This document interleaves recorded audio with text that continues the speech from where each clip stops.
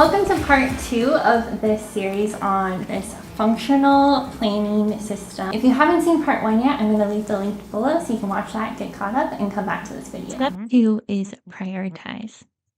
We finished the categorize step, and now we're going to prioritize and develop our daily things to do plan. I move on to the prioritize section.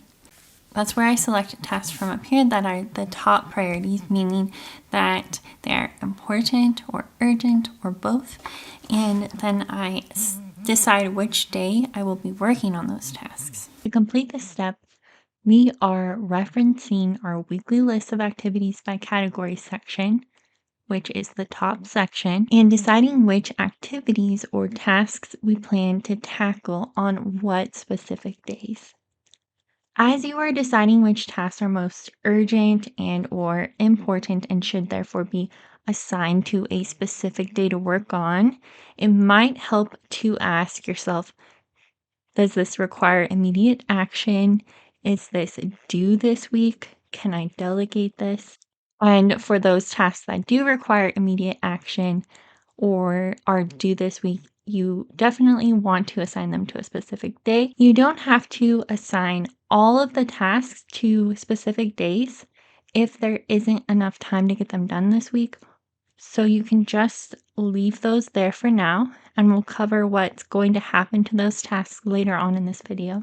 We're going to take the time to break down any large projects or what we need to do that are located in that top section by defining next actions if it wasn't already defined when we were brainstorming our to-dos in that categorize step in the last video. Next actions are the next specific step required to make progress on, say, a project or a task. For example, if you wrote down that you need to organize the garage, there are a ton of different tasks associated with organizing the garage, and you may not know where to get started. So in order to remove that confusion of not narrowing down what you should specifically be working on, you could define your next action step as label drawers in the storage cabinet, or whatever it is, it's up to you. Sometimes a task is simple enough that you don't actually need to break it down. For example, I have go to Costco on this list, but it's pretty straightforward in my opinion, so I don't need to say that I need to get in the car, turn the car on, drive to the nearest Costco. There is a certain point that you have to determine is your cutoff for breaking down those tasks. If you have a hard time knowing what your next action step is, I really recommend using Goblin Tools, which is a free app and website that can help you to know what the next step is. So I'll leave a link to the video where I explain how that works down below. Let me share some examples with you about how I decide what to get done on which days.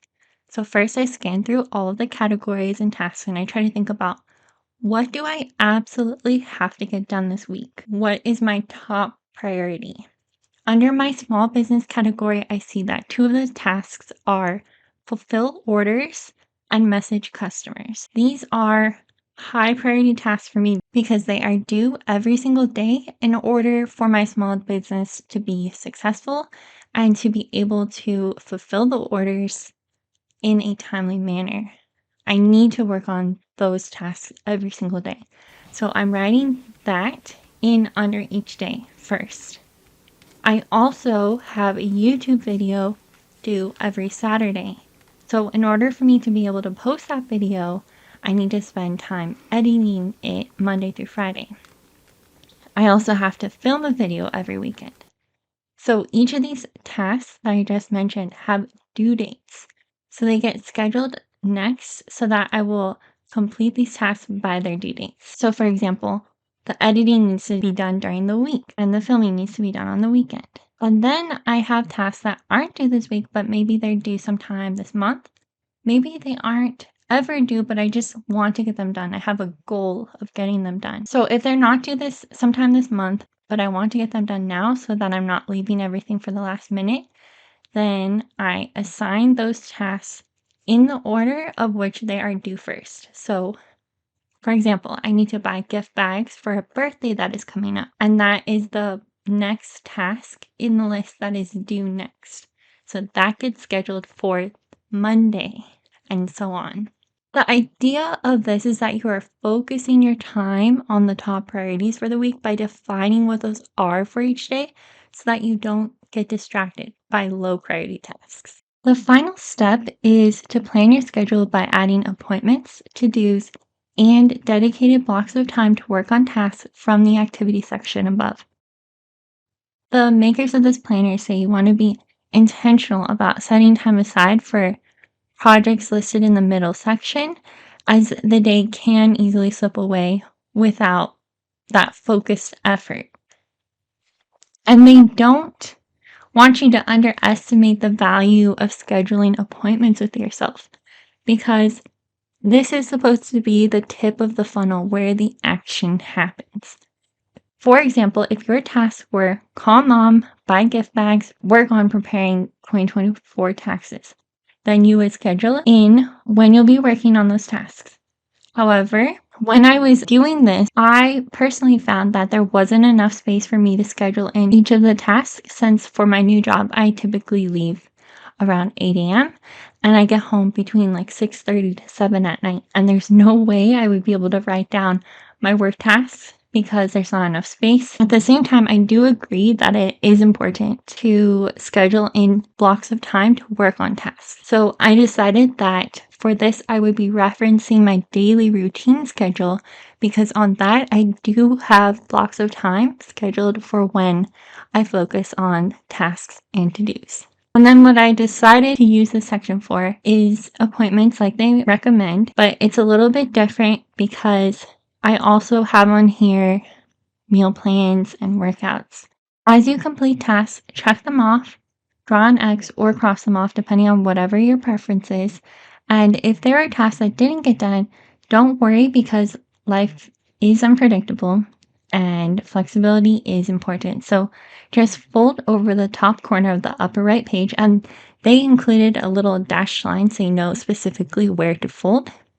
And that's going to signify to you that you have incomplete tasks for that specific week.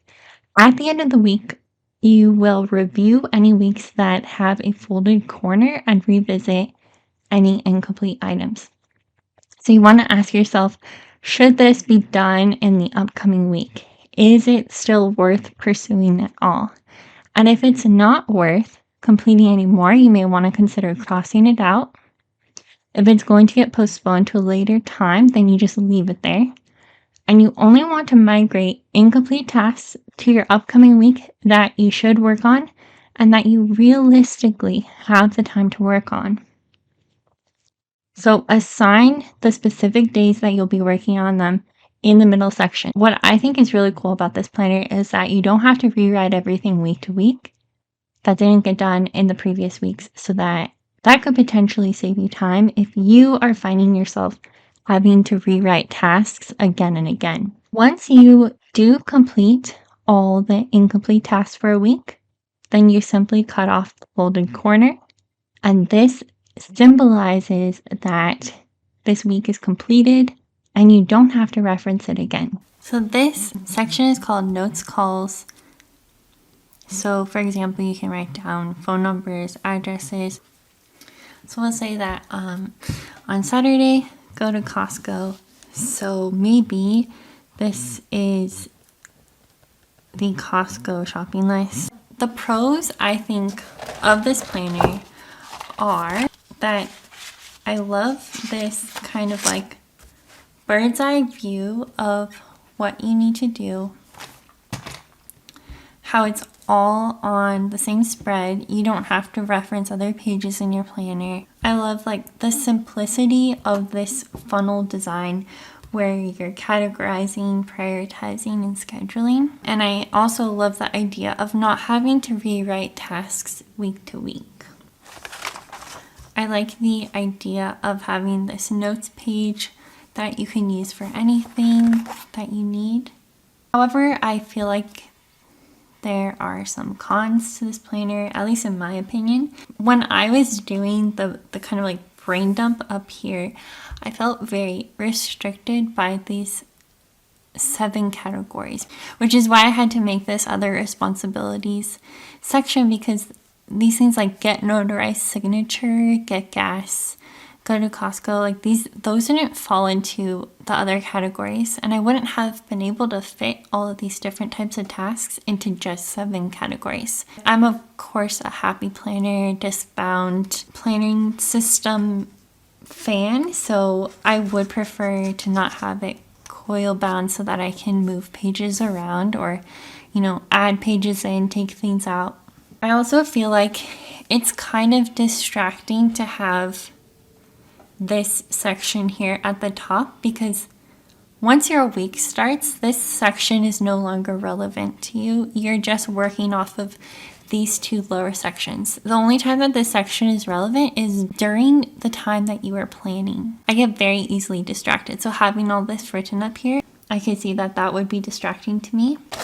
I think that the goals projects pages could be set up a little differently. I thought it was really fun to learn about this planner and this kind of new way of planning that I hadn't heard of before, even though it has existed apparently for a while. Come back next week because I will be discussing how we can apply the concepts of what we learned in this video to a Happy Planner, but then also kind of improve upon this in order to really maximize this strategic way of planning. For more videos on functional planning, check out this video next, and I'll see you next Saturday. Bye!